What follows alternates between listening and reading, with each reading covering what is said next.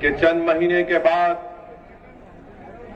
جب فروری 2022 میں اگر چناؤ وقت کے مطابق ہوں گے ودھان سبھا کے، تو آپ سے یہ گزارش کرنے کے لیے اسد الدین اویسی آیا ہے، آپ سے یہ التجا کرنے کے لیے آیا ہے کہ آنے والے ودھان سبھا کے چناؤ میں آپ تمام کو مل کر مجلس کے امیدواروں کے حق میں اپنے ووٹ کا استعمال کرنا ہے۔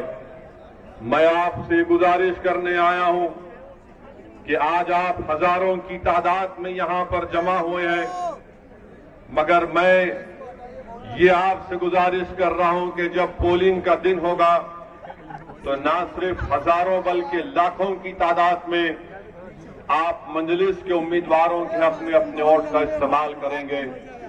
یقیناً یہاں پر آپ کی موجودگی اس بات کا پیغام دیتی ہے کہ اتر پردیش کی سیاست میں انشاءاللہ تعالی اب کی بار مسلمان ایک نئی تاریخ رقم کرے گا۔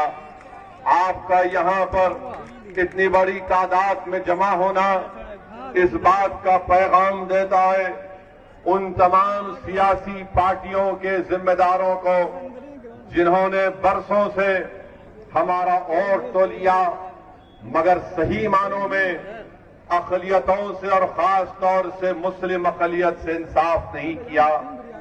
میرے عزیز دوستوں اور بزرگوں، یاد رکھیے میری اس بات کو میں بار بار آپ سے کہہ رہا ہوں کہ بھارت کی سیاست کی تلخ حقیقت یہ ہے کہ جس کے پاس طاقت ہے اسی کی آواز کو سنا جاتا ہے، جس کے پاس اس کے ووٹ سے منتخب شدہ جیت کر آنے والے اس کے نمائندے ہیں ان کی بات کو سنا جاتا ہے، جس کے پاس ودھائک ہیں ان کے مسائل کو حل کیا جاتا ہے، جس کے پاس نہ آواز ہے نہ طاقت ہے نہ ودھائک ہے تو ان کو یتیم اور کمزور سمجھ کر ان کو کونے میں چھوڑ دیا جاتا ہے۔ یہ بات بالکل سچ ہے۔ میں آپ سے جو کہہ رہا ہوں کڑوی ضرور ہے مگر یاد رکھیے یہ سچائی ہے۔ آج بھارت میں مسلمانوں کا مقام اگر ایک ہے، کیا ہے ہمارا مقام؟ ہمارا مقام ایک بینڈ باجے کی پارٹی کی طرح ہو کر رہ گیا کہ جب الیکشن آتا ہے تو ہم سے کہتے ہیں کہ بینڈ بجاؤ، سیکولرزم کو بچاؤ۔ جب الیکشن آتا ہے تو مسلمانوں سے کہا جاتا ہے کہ پنگی بجاؤ اور سیکولرزم کو بچاؤ۔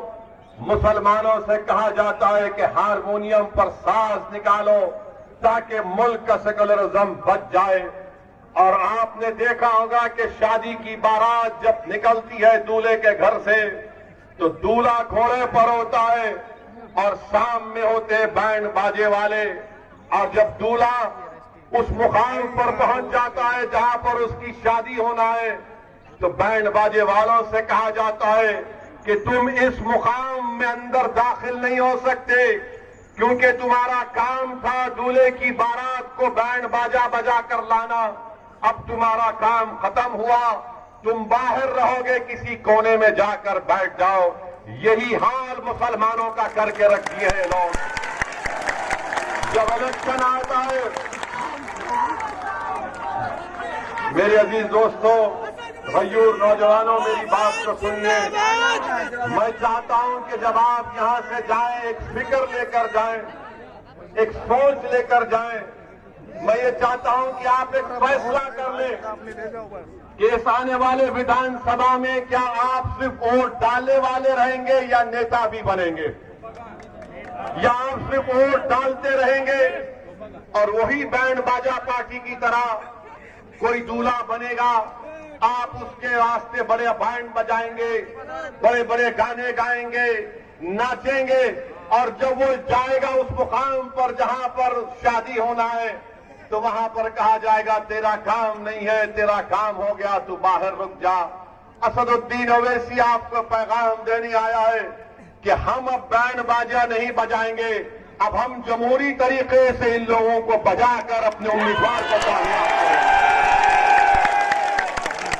ہم جو بجائیں گے، جب ہم بجائیں گے